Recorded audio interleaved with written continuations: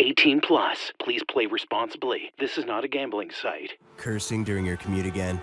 Do you find yourself living at work instead of working from home? Couldn't this have been an email? When it feels like all that's left is work hard, you know it's time to play. It's easy to find your next favorite game at Bodog.net. Play free casino games, get poker tips, and check out the latest sports odds. Visit Bodog.net today. Hashtag make a play.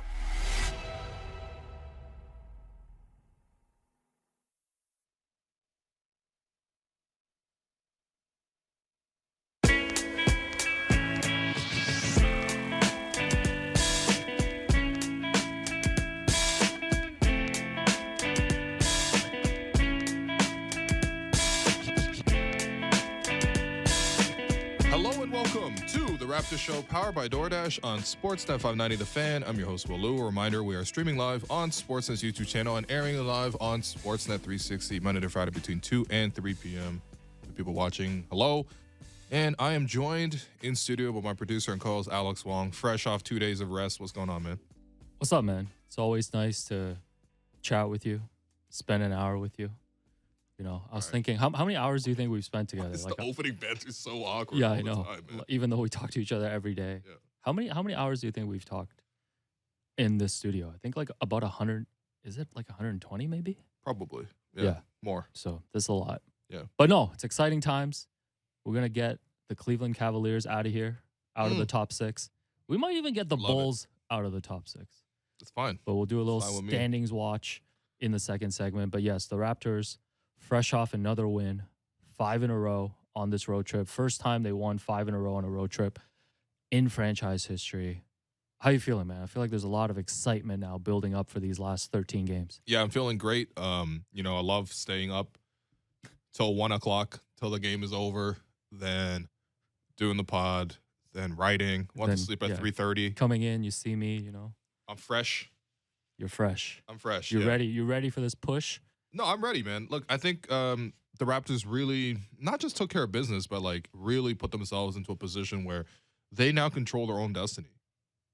And that's the only thing you could really ask for, right? Because if you look at their upcoming games, and we'll talk about it, but like they're gonna play Cleveland, right? And if they take care of business, they got a chance to leap Cleveland. They might leap Cleveland by then anyway because they're sliding. They get to play Philly. They get to play Chicago, right?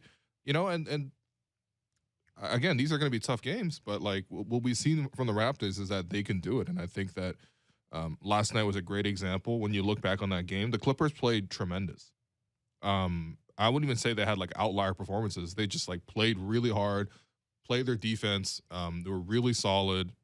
And it took the Raptors making difficult plays all night to stay in the lead. Every time the Clippers would, every time the Raptors would build a lead, the Clippers would come right back. And then it was sort of that back and forth. And the Clippers got within one possession in the fourth quarter, but the Raptors really locked them in. And then, of course, the big stop at the end by Precious Achiuwa to clinch it. But I think even just watching back on the tape this morning, it's just like, wow.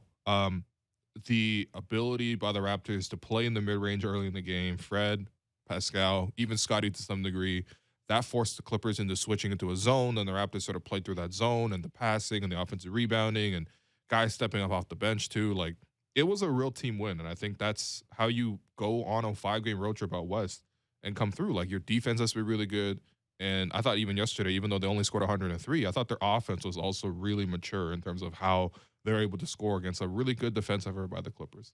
Yeah, and I think we talked so much during this season, especially before the trade deadline, about like the depth of this team and what we can get from guys after the top 5. And obviously OG is still injured and Fred's been listed as questionable, every game and is still going out there and performing. But like, you look at the way Scotty's playing right now, Pascal, you mentioned Precious, even Chris Boucher, looking like the role player of the century these days, friend of the program, Will and Chris interview. 2 interviews coming soon, is that right? Yeah, tentatively scheduled. Yeah, tentatively I'm my own producer on this sense, but it's okay. It's all good. This has taken 2 months, but it has. But like listen, you mentioned, NBA players are pretty busy as it turns out. Anyway, so are you though. But not really. I think too. Listen, man, I work 1 hour a day. All right, just let me big you up. All right. But like, you mentioned you don't want any distractions heading into the playoffs, so we're gonna get rid of this Will Lou, Chris Boucher distraction. But yeah, no, a great road trip. Before we even talk about that Clippers game, I thought we could celebrate the road trip. I want to hear from you, out of those 5 wins. Like, Yep. let's rank these 5 wins. Okay. Let's just bask in it, Let's do enjoy it. it a little bit.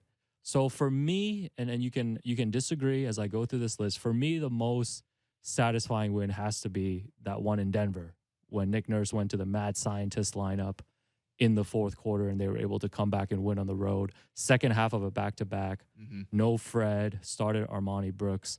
That one for me out of these 5 on the road trip was the most impressive for me. I agree with you. I think because of the fact that they were looking really tired, and then that lineup that Nick went to, which just went on such a great run. I did a whole video about this, about how the Raptors worked to deny the ball from Jokic. He got really frustrated.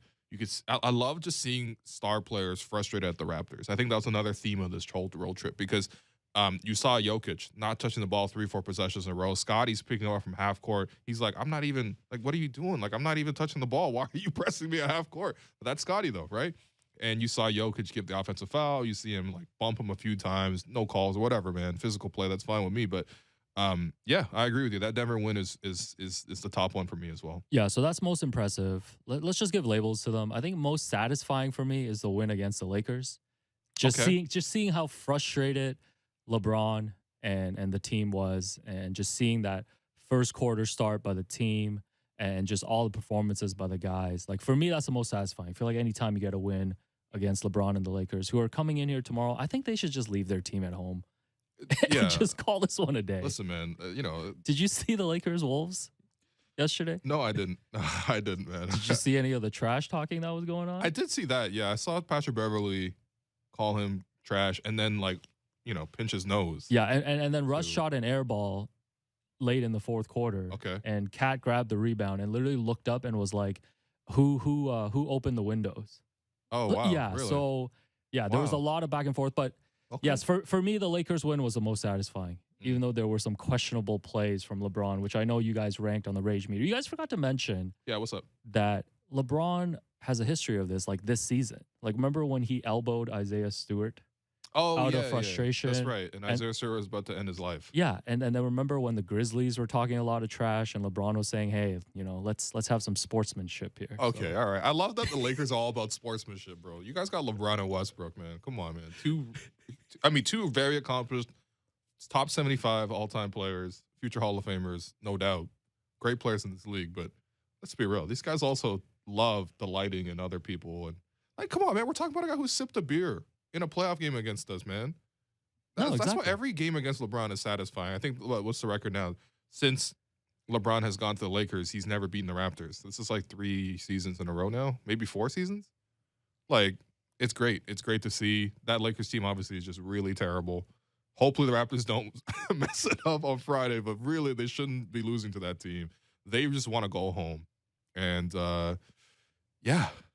I love it, man. That, you know what? I agree with you. That was the most satisfying out of all of them. But I gotta say, like, the two for me that's hard to rank are Phoenix and the win over the Clippers. Because, like, there were really similar games. Like, two teams, obviously without some of their top guys. No Chris Paul.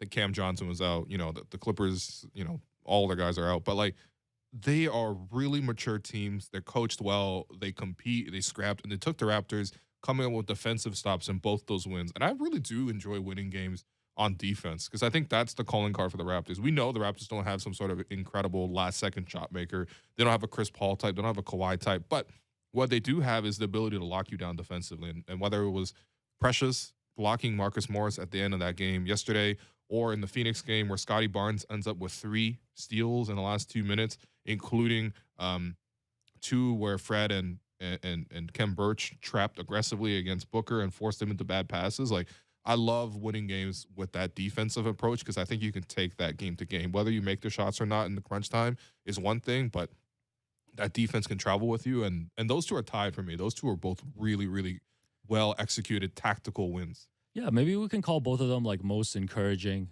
in terms of what we saw, like you mentioned, on the defensive end. I think looking ahead, we're going to get the Cavs out of this top 6. So we don't need to talk about the play-in. So the Raptors are going to be in a proper first-round series. When it comes to the playoffs, when you saw what Scotty and the team did on defense against Phoenix and everything that you just mentioned now with the Clippers, I think that would be, the most encouraging signs for moving forward. And that leaves us with the Spurs game, which I guess we can just put it in its own category because we didn't get a record set against us.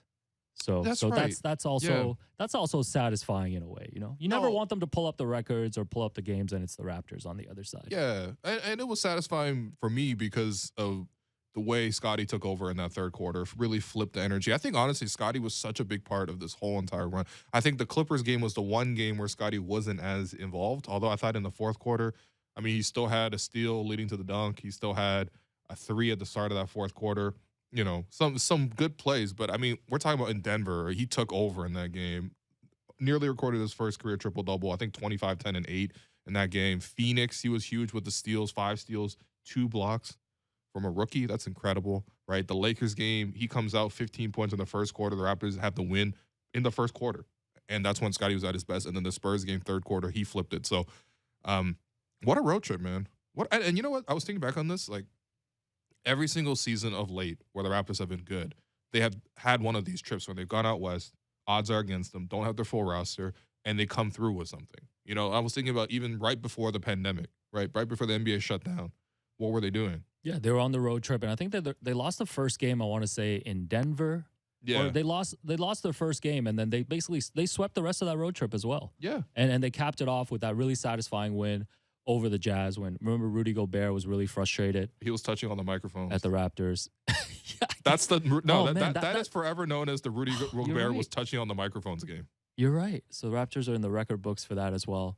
No, but I think it's a good call, and I think we should try to properly capture the excitement because I do think there is a lot of excitement right now, and I know this Raptors team has kind of put us through the roller coaster a little bit this season. Like us doing a daily show, I almost feel like looking back, like every 2 weeks, we're either talking about how terrible they are and how they need to look ahead to the offseason and rebuild. This is what fandom is, man. Come No, on. it is what fandom is. You just got to embrace Yeah, it. not to, because, I have a tendency of taking every private conversation we have and making it into content Yeah, that's fine. on air. But so you were telling me before the show that you want to take a more holistic approach to the way you approach the Raptors and their ups and downs. Yeah. Like what's the story there? No, I mean, I just want to be like fair to everybody. Like I think these people are human. They're gonna have ups and downs. Even the think refs, right, Will? Even the refs, even Natalie Sago, who I gotta shout out, my favorite official. Yep. It's funny because like over the course of the game, I saw a lot of players upset at the refs. I thought the Clippers were playing really good defense. That generally frustrates you anyway, and you're gonna complain to somebody. Obviously, Natalie Sago is well known for the fact that Kyle really dislikes her. And, that's fine, whatever, right? But at the end of the game there, giving Fred that call where Terrence Mann was pressing him after he tipped the ball, there's a deflection, a battle for the ball on the sideline. And, Mann was pressed up on Fred, but, like, we've seen that thing go uncalled. Yeah, if that but was no, called against the Raptors, I'd be irate. Yeah, but it was a great call. It was a great call. There were some strange ones at the end. You remember that possession, I think, with a minute left when I think it was Precious who scored right at the shot clock as the shot clock expired. Yep. I actually didn't know you could just stop the game in the flow of the game and review a possession. I guess you can in the last 2 minutes. I don't know what you can review and what you fully can't review. Nobody I know obviously knows. it was for a while there. Everything was getting reviewed, and then it got scaled back a lot to the point where it was like, if you have your coach's challenge, you can review, right? But, it was reviewed, and, the VAR check was complete. Yeah, that's right. That play was onside for Precious Achiuwa, man. Yep, it was onside. But yeah, I think if we sat here at the start of the season and we talked about predictions, or if we sat here like a few months ago, or even after they lost to the Cavs to open this road trip, I think we were all pretty much locked in with everybody saying that, hey, okay, the Raptors are locked into this play-in tournament. Let's just try to at least get the 7th seed so we can have the 2 home games. And things have switched so much. And I was listening to you yesterday, talk to Vivek Jacob, always a great segment between the two of you. And we had a lot to talk about. Yeah, no, it was a lot. It was jam-packed. So much so we had to move some things to today and tomorrow. But you guys were talking about that 2013-14 comparison, right? And, just want to point out that I started that comparison in January, but, we'll give you, okay. as All a right. pseudo producer on the show, you've come up with the 7 best segments this season. Okay, yeah. You got number 8. There you Man, go. it's going to hurt my contract negotiations. No, it's not. Those are all Anyways, your ideas. anyways. Poker hands, it's all you, man. No, but I was thinking after last night's win, it's just like, I know I keep coming back to this, but the similarity for me, like, forget about the player comps and all the stuff you guys tried to do, or even just narratively, but it's just the excitement that you have. Because you're not just looking at a team that's making a run over these next few weeks and hopefully whatever they can do in the playoffs. Like, you look at the way Scotty is performing right now. You look at Pascal, who's having the revenge season that we all talked about and we all wished for. And you look at the season that Fred's been having and the development of a guy like Precious and Chris Boucher coming out of this slump. Gary will get his stuff back together, so we won't fit that into this sentence. But he had a non-COVID illness, man. Yeah. So there we go. But like, there's so much excitement, and I know like we don't want to look too far ahead, but there's just so much excitement for the years to come. Yeah. For me, like when I think about, and again, we got to ration this because we got to do the show next season.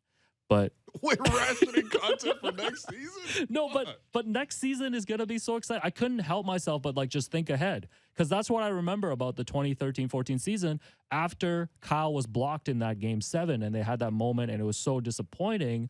Once you thought about it and took a step back, like you could see the framework of a really good team, and you're seeing that now. Yeah, no, you're gonna bring back everybody from this team. Like barring some sort of like blockbuster trade, which I doubt, but like you got to add. It's time. It's time to add, and I think like it's not like pressure on like Masai and Bobby, because I think they have a very good idea and they're very patient as a front office. But like this team is ready in a way to let's just take this next step. And the fact that Scotty's playing like this, I think Scotty and Pascal, like, I think people will agree, like that's the most important development right now. Seeing them play this way, I think changes the calculus for this team. I agree. I mean, I think it changed the whole rhythm of the whole season, right? Like you have from opening night, Masai watching the Raptors struggle to score 40 points and a half against the Wizards. Opening night, and he's like, no, redo that home opener, man.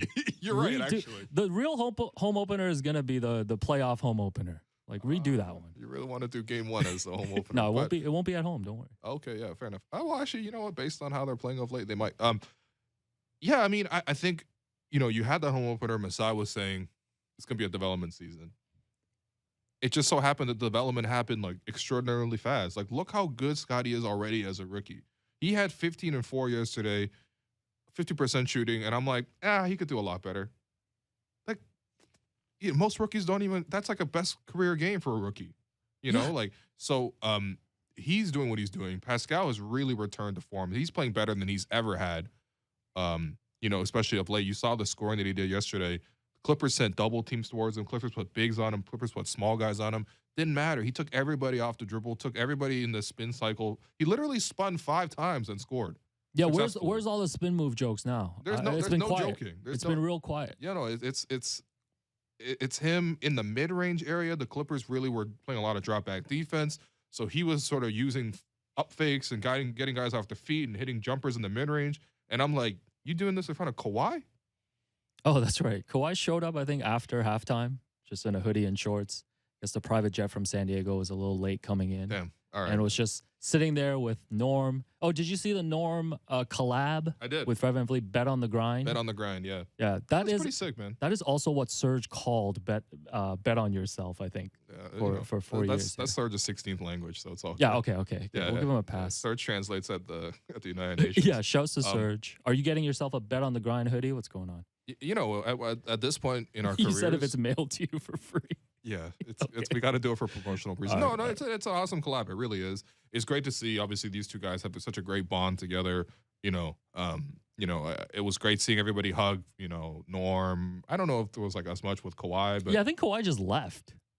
Yeah, what's up with that? Yeah. Kawhi, man, what's maybe going on? feeling a little guilty. No, he's in a good spot in Los Angeles. I mean, come on, you're not gonna hug Fred, hug Pascal. Yeah. Was Jeremy Castleberry on the court? Did you see that? I don't think I saw that. I didn't see that. No, I didn't see that.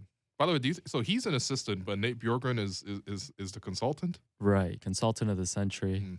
Yeah, we got to figure that out. A full season consulting. No, but I was thinking a lot of consulting from this man. Yeah, I want Nate Bjorkgren's job. So like, you're this show's consultant. What anyways, you have his job. Anyways, yeah, when Scotty was going for that beautiful breakaway dunk in the fourth quarter. Right, yeah. And, I always think about the championship season, and I can't get over that. I'm basically like Doc Rivers and like KG, Ray Allen, Paul Pierce talking about that one championship. I was watching over the weekend. I was watching that Celtics Mavs game where they retired Kevin Garnett's number 5. Right. I think there's only like 6 jerseys, 6 numbers left for the They're all actual, taken, man. for the actual Celtics that's to why, wear, man. That's why every time a player goes to Boston, they gotta wear like hockey player numbers. Yeah, like, yeah, they yeah. look at like. Didn't No. Evan Fournier take a really high number there when he was there? Anyway, They're literally, yeah. There's some Yeah. Trent Alexander-Arnold's on that team wearing 66 next year. But like, no, seriously. I was watching that ceremony. How beautiful it was. Ray Allen coming through and hugging him at the end there. Paul Pierce. Apparently I was listening to the podcast that Kendrick Perkins went on the Low Post with Zach Lowe, and he was talking about the stories about behind the scenes of that day. And KG the whole time was like, "No, I'm gonna hold it in. I'm not gonna cry. I'm not gonna cry. I'm not gonna cry." And then he's finally like slowly, and it took a long time for that banner to go up, right? And finally you see that tear drop, and it's just like, I hated that Celtics team.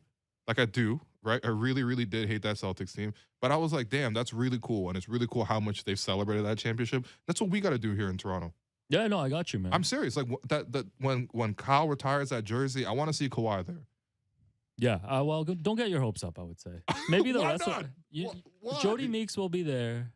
Okay. I think the rest of Malcolm Miller will be there. You sure? Jordan Lloyd will be there. Yeah. Keep going. Jeremy Lin will be there. I actually don't believe any of those 4 picks that I just said. No, but no, yes, listen. I get I what you want mean. that to I get happen, what you though. mean. I Like, get what you want mean. that team to be celebrated in that way. Like, That will come. the way the that's Celtics- all gonna happen, right? yeah, the Celtics have literally, since the Raptors have entered the NBA, the Raptors and the Celtics have won the same number of championships. Yes. Did you steal that from me? I use Yes, that I a did. lot. Yeah, okay. I know. But Celtics have won 1 championship since 1986. Is the other one? only one in your lifetime.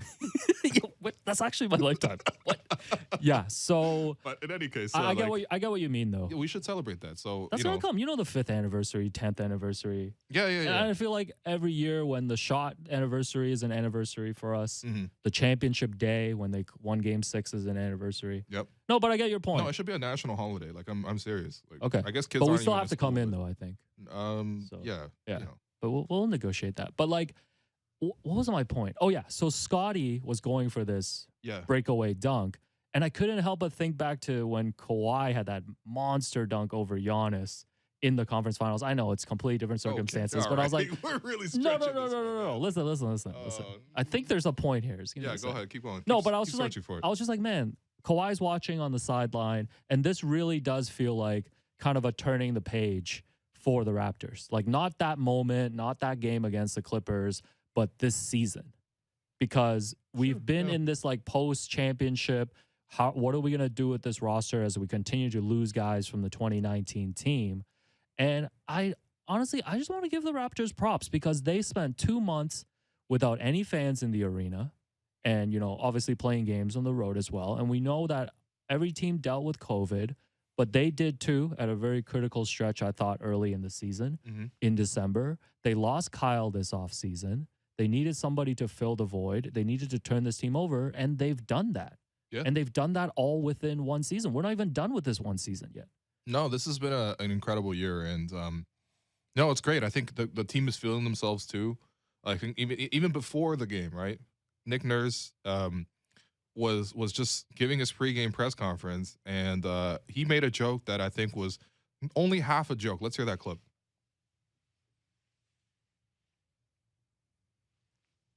Nick, it seems like every time you come here, we got to ask you about one of your guys that you won championship with. And he was Kawhi 2 years ago, served last, Norman Powell's here. And just from you starting as an assistant and him starting as a second-round pick, like, how have you seen him progress as a player and a person get to where he's at now? First of all, who you guys taking this year? We know that. No. Can we stop this? Can we stop this little train that's going on here? Yeah, I'm always happy. The happiest thing for me, and we know that a lot of Raptors players from that championship team has gone to the Clippers. I think the fear was always Kyle going there. I think that would have been a bridge too far for me seeing Kyle in a Clippers jersey. So I'm glad that didn't happen. Yeah, and he would have fit that team perfectly. I love that Nick said that. So, by the way, that was a Clippers reporter asking, Nurse about something about Norm. Just give some nice quotes about Norm. And I'm sure he said nice things about Norm, right? But, like, I love that Nick said that. Just put it on the table. Like, stop stealing our players. Do your own thing. No, they're Stop stealing. copying us. Stop copying us. When you watch the game yesterday, did it not look like Raptors versus Raptors? That's what I'm saying. We're the try-hard team, okay? Like, that's our identity. Yeah. Like, oh, they're playing zone all game. I remember asking Nick last season, by the way, I was like, hey, Nick, you guys play a lot of zone, but what's it like seeing zone against your team all the time? And he was like, Who do you think brought all this zone anyway?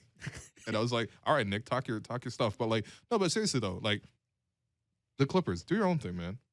Do your own thing. You already you took What It Do Baby from us like 2 weeks after the championship parade was done. Steve Ballmer took the Larry O.B. saying. Now Steve Ballmer's a guest on How Hungry Are You? Although that episode does look kind of good. So Does it? Yeah. Did Surge feed him poison? Now available on Sportsnet. But yeah, no, I'm with you. They took Jeremy Castleberry. They took Jeremy Castleberry? Wow. How dare they? Do you remember when Jeremy Castleberry was the one who posted the Kawhi signing, posting a Clippers logo? But anyways, so when I signed for Sportsnet, did you not post the Sportsnet logo on Instagram? No, I wasn't allowed to say anything. But you're under embargo. No, I was under embargo. But yeah, like stop offensive rebounding. That's our thing. Like they were scaring me at the end there. Listen, like the Clippers, hate to say this, like they've built a really good team. I think they have built a really good team, but we're not here to talk about the Clippers. Before we go to break, can we just show some love to Precious? Oh, yeah, we should do that, of course. Because I know you were pressing Kevin O'Canada yesterday, and I believe you tentatively secured one American vote. So that's one down. And okay, hold on. Yeah, but okay. In the full interest of reporting, somebody was in my mentions being like, well, actually, Kevin O'Canada might actually be Kevin O'Controversy because he actually went on Reddit the day before that, and he had like an Ask Me Anything kind of session there, and someone asked him about Rookie of the Year, and I think he was leaning Mobley. Oh, so did he succumb to peer pressure from you? Because you were pressing for 15 minutes. Yes. Yes, that was a great job by you, by the way. Kudos. Well, listen, look, I think Kevin is more than fair on this. I think obviously the race is quite close, but I just want to get people on the show on record saying that they're going to vote for Scotty Barnes. And Kevin didn't firmly say he'll do that. He said, my gut is whatever. But, like, yeah, I mean, listen, that's one down, all right? We got, like, 100 more to secure, but we're going to do it. We're going to do it. We're going to campaign. No, we're going to do it. Yeah, but yes, I wanted to show love. I'm going to be flopping on the floor like campaign. This is what this is. Well, that seems so long ago. But, yes, I was saying that we've shown a lot of love to Scotty, and we're going to continue to do that. But, like, man, I'm so excited about seeing the way Precious is playing right now. Yeah, it's great. I mean, I think, first off, the stop at the end was tremendous. I know Nick said they didn't have a timeout. There's only 6 seconds left, so we did want them to take the foul. However, I think 2 things. Number one, coming out of that timeout, right, you pretty much knew where the ball was going to go. I mean, the Clippers might run a play because they don't have their star players, right? But in a situation like that, you're probably going to give it to a taller player who can get the shot up, and you're probably going to give it to the best shooter, and that was Marcus Morris. Like, over the course of the game, he was nailing jumpers nonstop, mostly mid-range, but we know he could shoot it from 3 as well. So you kind of mostly knew it was going to go to Marcus Morris. Over the course of the game, Scotty Barnes was the primary defender on Marcus Morris. And I thought Scotty did a decent job. Marcus did most of his scoring in the mid-range area, mid-range pull-ups, but he was still getting those shots up. Nick decides, and I went back and watched it, coming out of the play, it was Precious assigned to Marcus Morris. They tried to set a little screen with Luke Kennard or whatever. The Raptors fought through it. It was good. But, like, that was the guy he wanted to guard against who was most likely going to be receiving the ball. So that's who Nick felt like was the best defender on that play. And even though he didn't end up taking the foul, it was a good idea because of the fact that you saw how quickly he moved his feet. You know, Marcus tried to, like, you know, sweep through, get to the left side or the right side of the floor. Precious, stayed with him. A little up fake, got Precious up in the air, but didn't really fully commit to it. It wasn't like he left his feet and sold out in the play, kind of just like jumped up. That small little mini jump allowed him to get back on the floor quickly, jump again to block the shot. So great defense. And I think, over the course of the game, I thought first off in the fourth quarter, he played really well. He had the 3 from a pick and pop with Pascal, where Pascal drove. 2 defenders went to him, including Precious's man. Pascal kicked it out top of the floor. Precious knocks down the 3. Next play down, real interesting. The Raptors run the exact same sequence on the exact same side of the floor, the same 2 players. Pascal drives. This time, Pascal's man sticks to Precious's man sticks to Precious because he's like, I just saw him knock down the 3. I can't leave him. And Pascal's like, okay, now I got one-on-one against Isaiah Hartenstein. Attack, spin move, finish at the basket. Like, that, I think, was huge. The fact that he shot 4-4 from 2-point range is huge. And you might say, well, look, you tell me a big man made 4-4 from 2-point range. That doesn't sound that impressive. I agree with you. It should be the standard. However, it hasn't been that for Precious at the start of the season. So the way he's progressed over the course of the year, he's, he had a controlled finish in driving out of the corner. Strong move over Robert Covington. Covington tried to sell the flop. didn't really get the call. He finished strong in the basket. Another play first quarter where the Clippers went into a zone. Raptors found Precious in the middle of the floor. And instead of Precious trying to attack the basket with Zubac, a 7-footer waiting right there, he pulls up short from 10 feet and goes up for a short flip shot instead, Ken Burch style. And it worked. It was a better shot because he doesn't have to play through that contact, right? And so I just thought the maturity in Precious's game was very evident. And then I'm very happy that he got the last play there because he truly can be one of the best defenders on the team. I think like even in January, I was already saying that he was one of the Raptors' top 5 individual defenders. And I think we might have to bump it even higher. Like, can we name 4 individual defenders on this team better than Precious? No, I think he's up there. And I think everything you said is true. I think just the awareness on both ends of the floor now. I think early on in the season, like he just wasn't a reliable player. And I know the bar was really low for especially the guys coming off the bench. They just needed reliable guys. And you know, even like Thad Young, I know Thad Young doesn't do anything that kind of jumps out at you. Name me one Thad Young Raptors highlight. Wait, that's not what's that two-way play that he had on that road trip? Was it in Denver? It was in the Denver, fourth quarter. Yeah, that's right. Yeah. That was when he became a Raptor. Yeah, was it? That's when. Yeah, once a Raptor, always a Raptor. I feels like he's been on the Raptors for a while because he only makes Raptor type plays. Yeah, but like even adding a Thad, even having Precious develop like this now clears up a lot of problems, right? Like now they have the depth. Let me ask you a wild question. Oh man, would you rather have Kyle this season at $30 million, or would you rather have Precious and Thad? I mean, if Kyle was on this team playing next to Fred. Yeah, you're right. We have a third guard. You're right. Then Fred would not be wearing a Tim Duncan Punisher size brace before the game. Are you concerned about this? We'll go to break. Yeah, someone said Fred is wearing Kyle's oven mitt, but on his knee. You remember the oven mitt that Kyle was wearing for the 2019 playoffs when he had to get surgery on his hand, but he was still dropping 25 and 5 on the Bucks. Like, yeah. So that's what's happening with Fred's knee. But hey, shout out to Fred playing through it. Gary played through it. These guys are battling, and I don't think you win the game without either of those guys yesterday. So that was huge. And man, watching Raptors games is just the best way to spend an evening right now. Yeah, but especially when the games are on Sportsnet. That's right. What if they? Why not? If they like a shill. If they lose a couple games here, you're gonna maintain your holistic approach, though. Is that your promise? That's my promise. Just like how I promised you after watching the ring ceremony back in 2019, that I'm like, you know what, Alex. I'm going to live this holistic approach. I'm not going to complain about officials. And I think by the second quarter. JJ Redick on the New Orleans Pelicans on ring night. Yeah. I think he retired that season after that, too.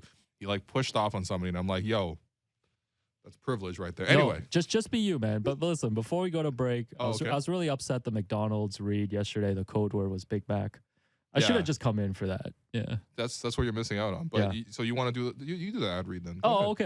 Yeah, getting assigned work on air. Before we go to break, wanted to let everyone know that for a limited time, only until March 21st, McDonald's is offering My McDonald's Rewards members 2 times the points on their purchases to get free McDonald's faster. We want to celebrate this promotion by giving away $250 in McDonald's gift cards every day this week until Friday tomorrow. All you have to do is text the code word we're about to give you to 590-590, and you'll be entered in for a chance to win $250 in McDonald's gift cards. And the code word for today's episode is Happy Meal.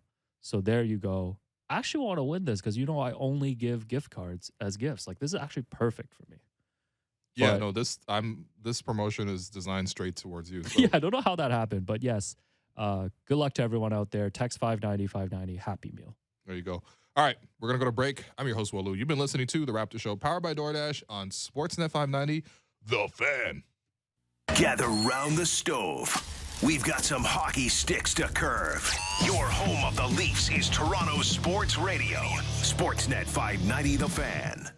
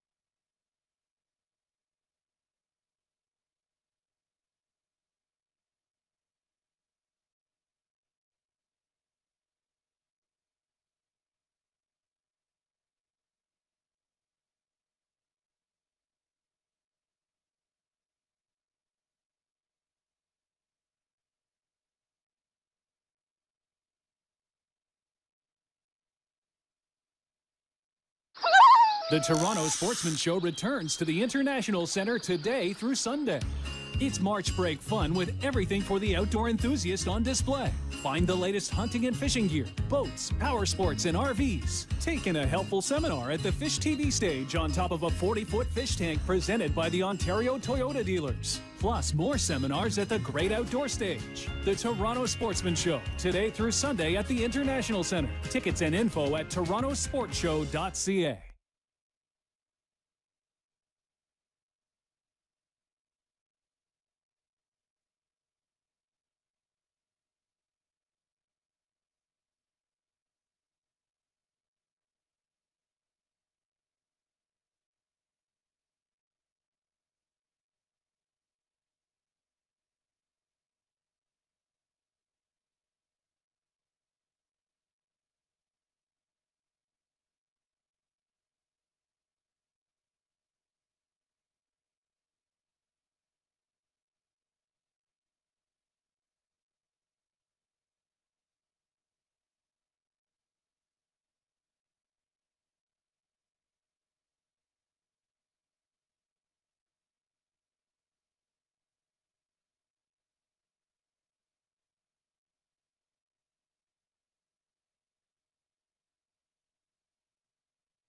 Streams of truth from the Sportsnet Now streaming playbook and the Sports Fan Life Coach. Wayne Gretzky once said you miss 100% of the shots you don't take.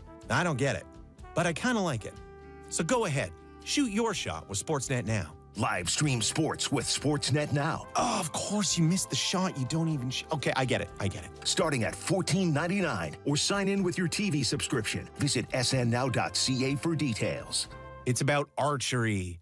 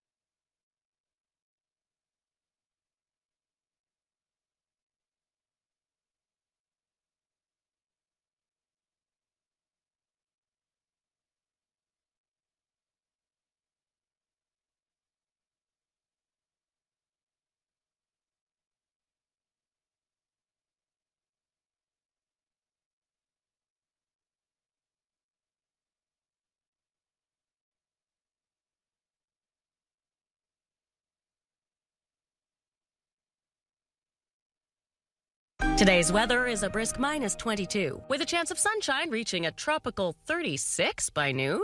Sometimes you just don't see things coming. That's why most Toyota vehicles come with available safety features like intelligent clearance sonar. It helps alert you to unseen hazards. Another thing you didn't see coming? You can lease a 22 RAV4 LE all-wheel drive from $82 weekly for 60 months at 5.99% with $2,900 down. It's time to Toyota. Visit shoptoyota.ca or your local Ontario Toyota dealer.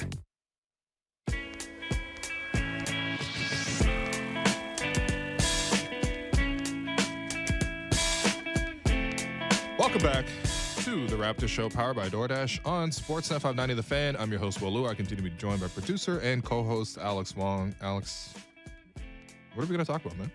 Well, my mom just texted me, said I went to McDonald's today and I've gone almost every day. So vibes are great. Vibes are great everywhere. Your mom texted you in the middle of the day to tell you that she's got a McDonald's every day? Yeah. Good for She her. just gets like a coffee, hangs out. You know, what's part of your daily routine? What's something you do every day? This. What do you mean? This. This, You know this. Yeah, this is my Delano. What was your favorite Yeah. part of the championship? Yeah. We got it. You know what? At the end of the season, Best of? best stuff on this show. Best of, worst of? Actually, a worst stuff episode would be great. We should draft moments from this episode. I know you love Like, drafting. we're really doing meta content. Okay, you know what? I'm down. Listen, we'll Yeah. see what happens. But it'll be a while because the Raptors are going to be playing for a little bit. That's right. Yes, but I thought the only thing that is still remaining to complete kind of the vibes is I was thinking that the best stretches of this Raptors season have come either on the road or when the Raptors have had to play in an empty arena at home. They've got 9 of their last 13 games at Scotiabank Arena and really excited, hopefully now. You never know with this team, but hopefully they can give the Scotiabank Arena fans some real meaningful games and fun experiences down the stretch. I was just looking up the stats. Like the Raptors started 2-8 at home early this season. I feel like you could probably list off all the bad losses. Sure, yeah. Yeah, here he goes on Basketball Reference. Indiana, no, they lost to what? Chicago at home. They lost to Washington at the start of the season. They lost to there was Dallas in there. Detroit was in there. Yeah, Detroit was in there. Remember that Brooklyn, Memphis game that was really frustrating? I don't know if they lost at home to Boston. Yes, they came back from a road trip and lost that first game to Boston. Yeah, it was a tough run at the start of the year. It was a tough run. So that was when the fans were there. And then by the time we got to December 28th, the Raptors were only 7-10 at home.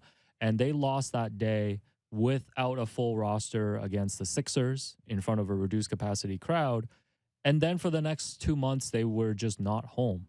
And that's when they went on that 8-game win streak. And during that empty arena stretch, they went 9-3 at home. Yeah.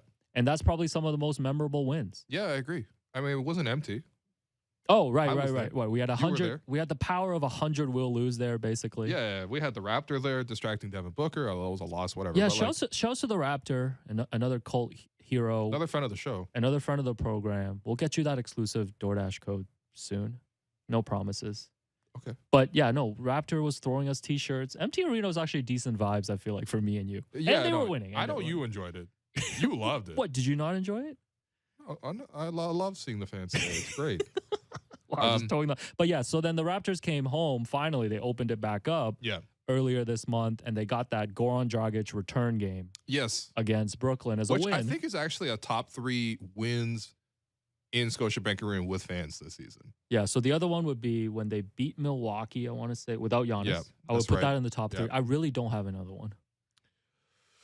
It's tough. Man. And by the way, you can do this yourself. Like, go through the schedule and just see, like, obviously giving people the recipe at home. You can do this yourself. I'm just saying, they started 2-8 at home, right? They picked up a few wins there. That Milwaukee game, they beat, I mean, I don't even know. The Sacramento game, remember when De'Aaron Fox was like, that Raptors bench, woo, they're so good. I was like, what? And then they go on national national TV earlier this month, and Precious is the only person that scores off the bench. Yeah, and he did it all in the first quarter, which is great. But we're past that. We're past that. No, we're past that point. The Raptors are just, they have inside the Raptors there are 2 wolves. They're a juggernaut right now. But yes, I'm hoping starting tomorrow with the home game against the Lakers. You know, Lakers, no team meeting, stay dysfunctioned. You know, figure it out later. Oh, by the way, I guarantee you, they're not going to, like, not be dysfunctional on Friday. I mean, come on, man. What do you think is going to happen between them getting clowned on by the Timberwolves? If you don't see LeBron James on your television screen, it's because he's playing, but he just didn't run back on defense. Yeah. Just a note. But yeah. But you know what, though? I'm still, like, very afraid of LeBron. I don't care what happens with LeBron. I was stressed out during that Lakers game because I look up after that first quarter and like the Lakers just kept creeping back. Yeah. And we saw LeBron. I mean, they have this stat. I think they're 0-9 since the All-Star break when LeBron doesn't score 50 points. Like they've only gotten their 2 wins when LeBron has scored 50. But yeah, just don't hurt any Raptors players. Just, you know. Oh, they're not going to do that. Let's have a sportsmanship game tomorrow, LeBron. They don't really have like dirty players like that. No, but like a couple of plays by LeBron though. Like you covered it. Oh yeah, you're like right. Throwing the ball. The elbow bothered me too, man. Yeah. What do you mean? Yeah. You weren't upset? You didn't throw your hands up? You know in what? Your office? I did, obviously. I was yelling at 1 a.m., you know, waking up the neighbors. But I like the way the Raptors also handled that game, too. You know, they were just like, yeah, you know, LeBron, you're going to do your little temper tantrum, whatever. It's cool, man. But we're just going to keep playing basketball and we're going to win. Yeah, just going to get the Love W. that focus. And yeah, I saw someone in the YouTube asking whether Jurassic Park might come back during the playoffs. That's actually a good question. Why not? It's outdoors. Yeah.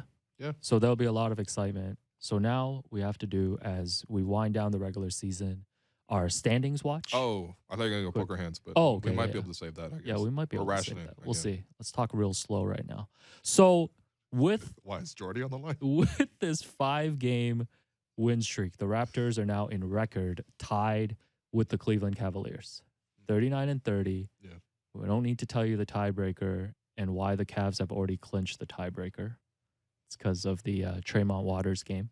Come on, it's not his fault, man. It's not his fault. But what are you what's the name you would call that game if you were to name that game? That was the Boxing Day special, man. The Raptors were 80% off.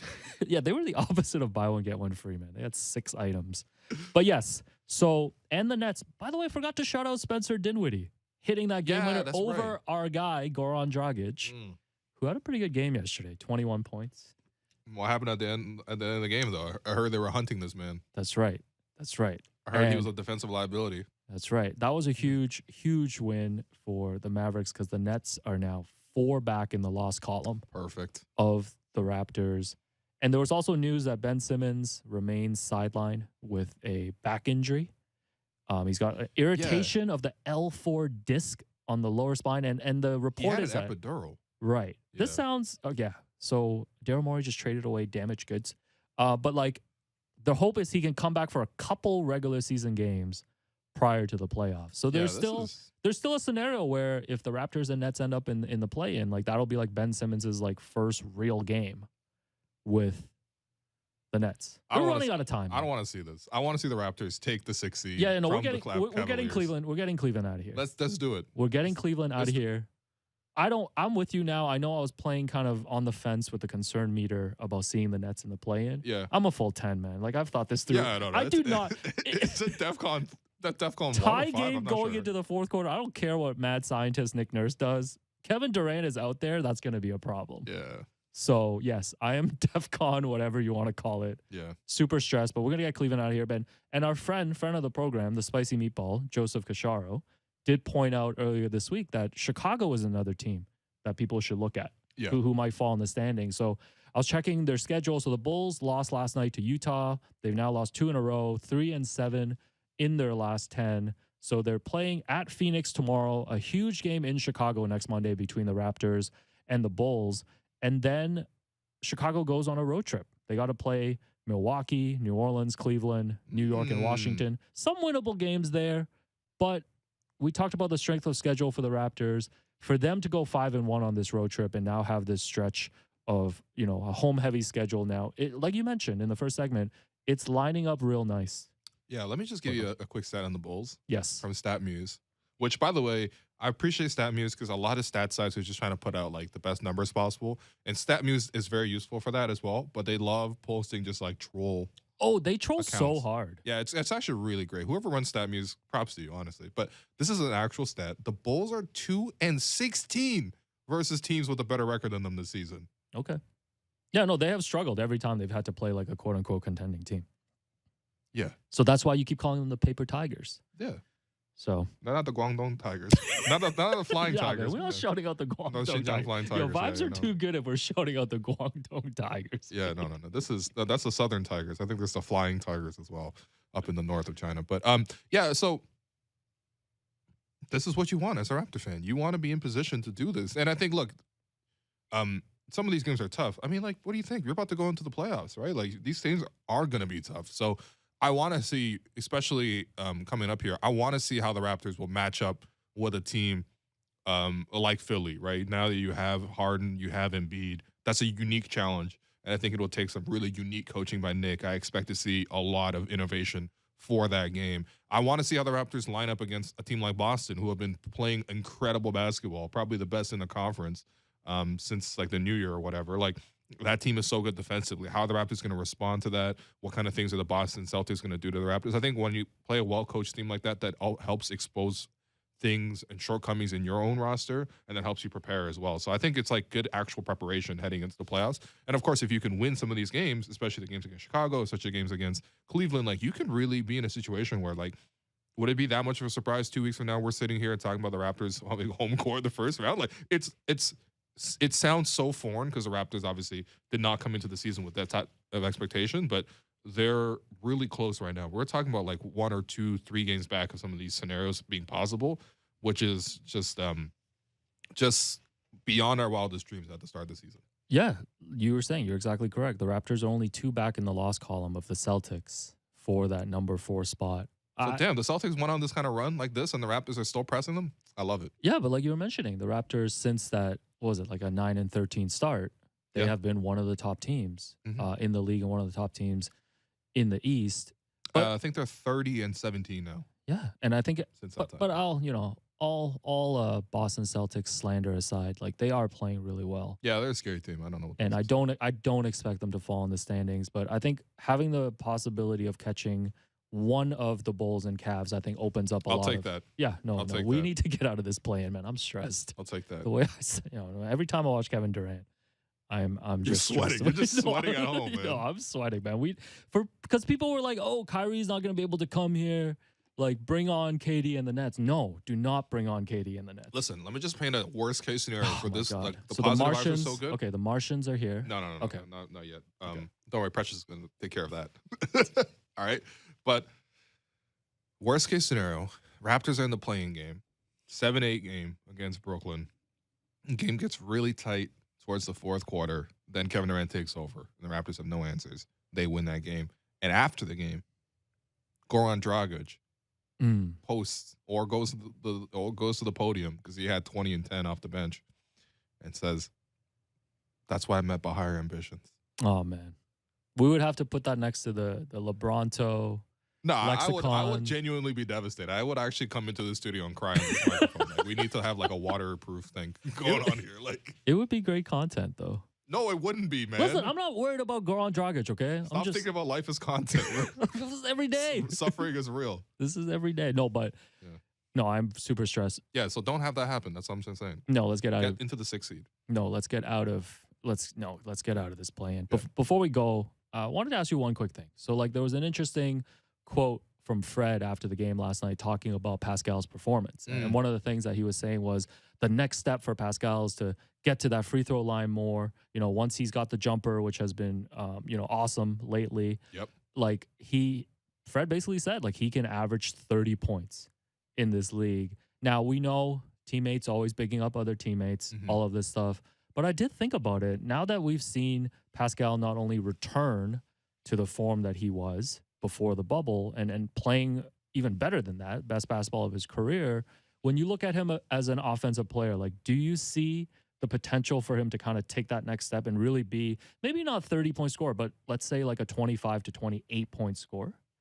Yeah, I mean, first off, we see that on a nightly basis now, right? It's never a surprise to you. Sometimes Pascal will score like 25, and you're like, yeah, it was an average game. Like, so I think that's a great point made by Fred. I think it's not just a situation where he's picking up his guy, because obviously, like, not only do teammates speak well of each other, we know that they have a very special bond, right? They came into the league together, did everything together, right? So those guys are always hyping each other up. But, like, I think he's just right in this situation because, look, the thing of late that's been really nice is Pascal taking these threes. And we're not talking about a lot of threes. We're not talking about him pulling up for three, right? I think there's a big difference between what he's doing of late in the last few weeks here, where he's really been, incorporating the three ball back into his game after he kind of basically just abandoned the shot for a lot of the season, which he was still effective. Like, his one-on-one game is really good. His mid-range game is really getting there too. But, like, he was just not taking the threes at all. We're seeing him actually take threes, where we have seen him with a flirtation with the three-pointer before. I thought the season where he won All-NBA, second team, and made the All-Star game, like that season, he was incorporating pull-up threes. I remember his second game of the season, Raptors play Boston. I don't know why second game of every Raptors season, Raptors play Boston, but in any case, Raptors play Boston, second game of the season. I think Raptors lose, but Pascal had 35 in that game. He nailed 5 threes, and he was pulling up for these threes, and it was like, wow, look at him developing as a shooter. That was really exciting. And he kind of throughout the season was like trying to do more of that pull-up jump shooting, and he was doing it more in the first quarters. And it's sort of like when he hit the shots on the outside, he would open up the game on the inside. I don't ever feel like that's the case anymore. I think he's got a more healthy relationship with the three, where it's like, if it's open for you, if you're open in the corner, right? That situation where first quarter, Gary Trent, up fake, lifts the defender, swings to the corner, Pascal's open, knock down the three, no hesitation, right? Pascal's trailing the play on coming up in transition. Fred swings the ball over to him, wide open on top of the floor, knock it down. I think those are the threes that feel more comfortable for me. Like, I don't think Pascal's that good of a pull-up three-point shooter, just period. But, like, especially not right now. And to be honest, if he's looking to generate offense, we know what he can do getting downhill. So I think right now he's got the right approach, the most healthy approach. Take the ones that are there, catch and shoot, but otherwise, do your thing. Get downhill, because we know he can really attack. And honestly, if Pascal can get to that point, like a 30-point score, like I don't know. It's hard to put a ceiling on a guy like that. He's already exceeded it so many times, the previous ceilings we've had on the guys. So I'm really happy for him. I think I'm happiest for Pascal out of anybody on the Raptors this year. Yeah, really come I back don't strong. think that's even close. So for all the American voters listening, that's Pascal, third team All NBA this season. Let's get it. Let's get them on. Alex, you do your job as the producer. All right, that does it for us. I'm your host, Will Lou. You've been listening to The Raptors Show, powered by DoorDash on Sportsnet 590 The Fan. Make sure you find The Raptors Show wherever you listen to podcasts and subscribe. And please rate and review our show. A reminder, we're streaming live on Sportsnet's YouTube channel and on Sportsnet 360 Monday to Friday between 2 and 3 p.m. Thanks again to my producer and co-host, Alex Wong, to our board producer, Danielle, and Jennifer Rolnick for helping us behind the scenes with the YouTube stream. I'll talk to you soon.